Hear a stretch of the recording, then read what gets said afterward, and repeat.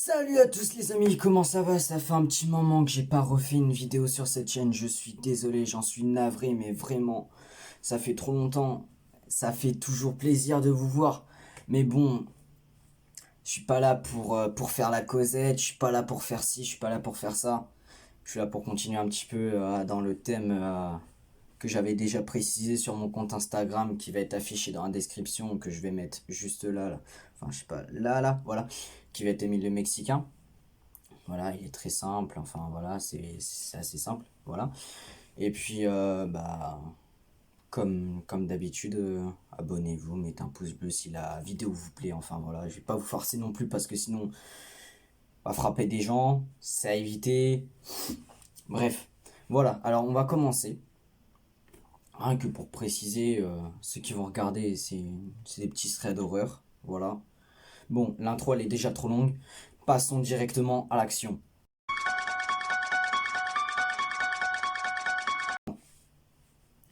Bien, maintenant, alors, on va parler des histoires d'horreur. L'histoire d'horreur, enfin le thread, va nous venir tout droit d'une jeune fille qui s'appelle Chloé. Bien sûr, c'est pas son vrai nom, ça va de soi, voilà. Alors Chloé, elle a 30 ans, c'est une Allemande, elle vit en Allemagne, voilà, tout ça. Et il y a un moment, Chloé, elle a des potes, et ses potes, bien évidemment, bah en fait, ils organisent une fête pour leur anniversaire, voilà, tout ça. Et en même temps, ils vont fêter le bac, enfin le persan, tu vois, voilà, voilà.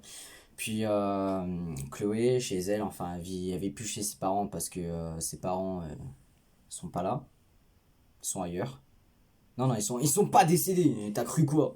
Bref, Chloé, bien évidemment, elle est fan des animaux, elle a un chien, et son chien s'appelle, attention, attention, Loki. Enfin, Loki, si vous savez, voilà, enfin, peu importe. Ça a un petit peu l'importance, peu importe. Alors, ce soir-là, il y a Chloé, elle part chez ses potes faire une fête, voilà, elle ferme son appartement parce qu'elle vit dans un appartement. Elle ferme son appartement comme tous les soirs, comme tout le temps.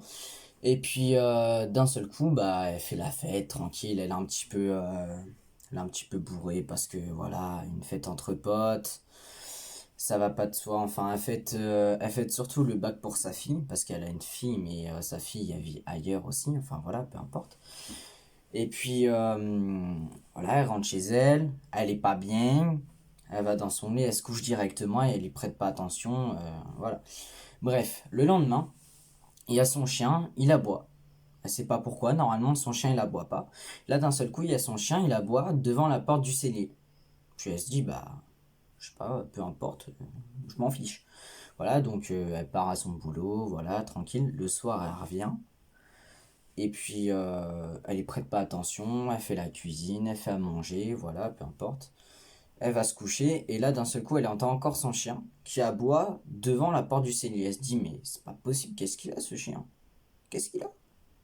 Donc, elle dit à son chien de se taire, elle le fait venir dans sa chambre pour qu'il dorme avec lui, voilà, plus tard, voilà.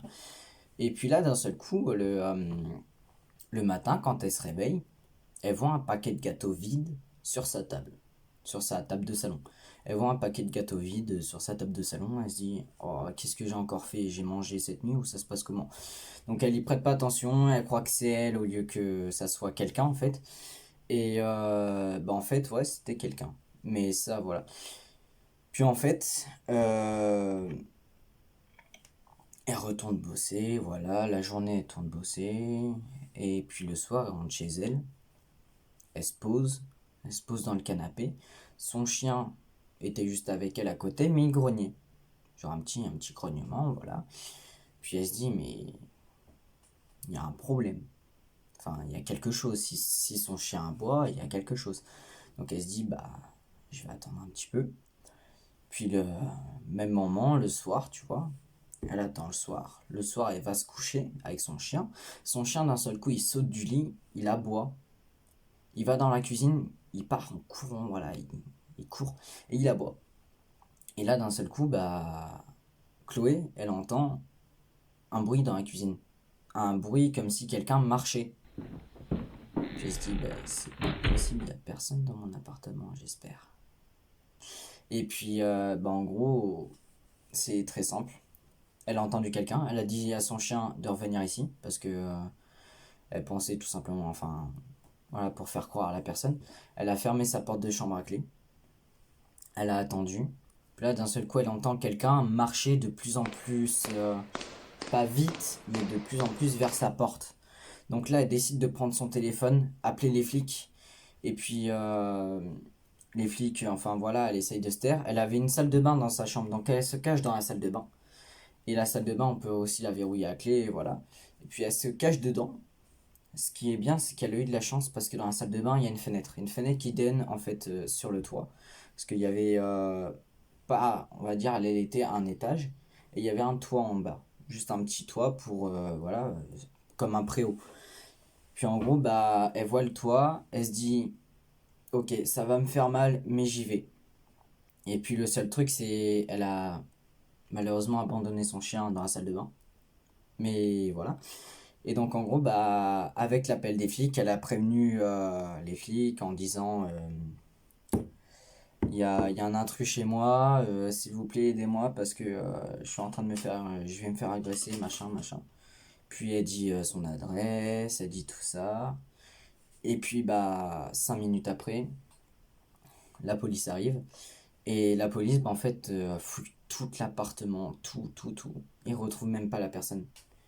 Et donc, en fait, Chloé, à ce moment-là, elle a eu peur. Parce que déjà, pour son chien, parce qu'elle l'a abandonné, c'est ce qui était énorme pour elle. Parce que abandonner son animal comme ça, c'est énorme. Elle avait peur pour ça, elle avait peur aussi pour elle. Parce qu'elle elle s'est dit, mais en fait, depuis combien de temps il est là, le mec? Et là, d'un seul coup, elle a repensé à la soirée qu'elle avait faite avec ses potes. Et elle s'est dit, je suis rentrée bourrée, je crois que j'ai pas fermé la porte. Là, elle s'est dit, ah merde, fait chier. Bref, donc morale de cette histoire, c'est très simple. Quand vous rentrez, bourré ou pas, fermez toujours votre porte. Enfin, verrouillez et vérifiez toujours si elle est fermée. Peu importe s'il y a quelque chose ou pas. Voilà. Passons directement à la deuxième petite histoire d'horreur. Bien, maintenant on va changer, c'est plus Chloé, c'est plus voilà, c'est plus tout ci, plus tout ça. Maintenant ça va être Jason. Jason, enfin Jason, c'est pas un adolescent, mais on va dire il a 20 ans. Jason il a 20 ans, c'est un Français, et puis en fait il avait un rêve, quand il était petit, c'était de partir en Amérique, bien évidemment aux États-Unis, pour pouvoir faire la route 66, pour pouvoir découvrir un petit peu le fameux tout ce qui est Amérique, voilà. Donc il part en avion, il loue un Airbnb, voilà, tout ça, tout ça, tout ça. Puis il atterrit là-bas le dimanche soir. C'est important de préciser la date, peu importe, voilà, c'est pas grave. Et puis tout simplement, plusieurs jours, il va faire la visite de Los Angeles, de Chicago, de tout, de tout, de tout. Et puis en fait, le mardi soir, il revient en taxi, voilà. Et puis le taxi le dépose quelques rues plus loin que chez lui parce que le taxi après il allait chercher quelqu'un d'autre. Puis il a demandé justement à Jason si ça le dérangeait, s'il le déposait pas loin de chez lui mais pas précisément en bas de chez lui.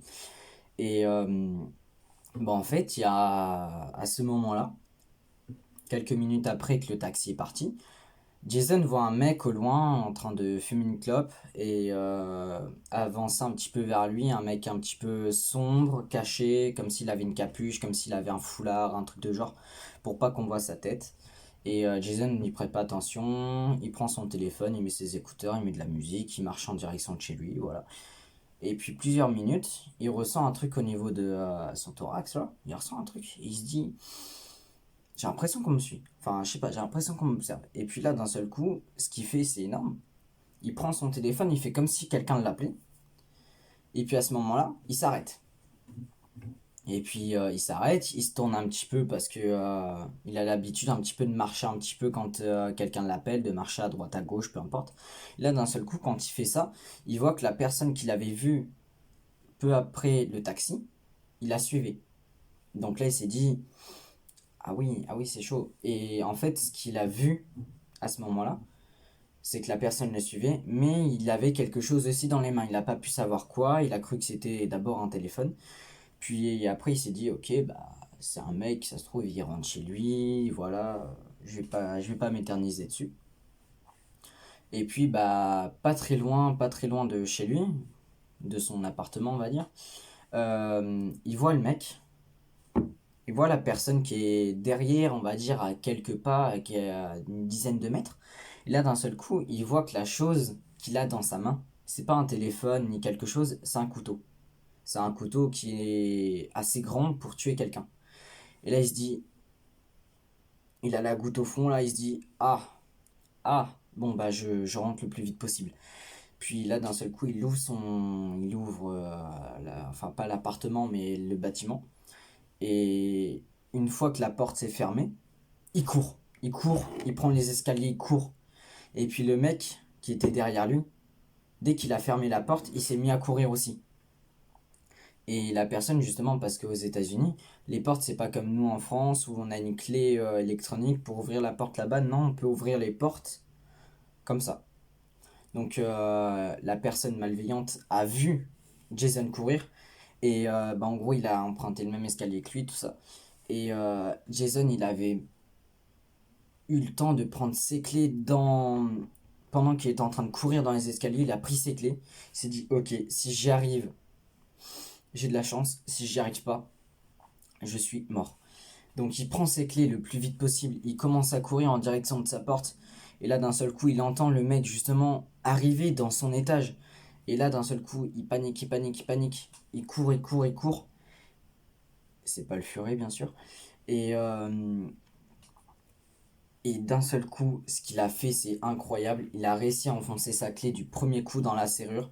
Il a tourné le plus vite possible. Le mec, bah, il était en train de courir vers lui. Et là, d'un seul coup, il reprend sa clé le plus vite possible. Il ferme sa porte, il la bloque.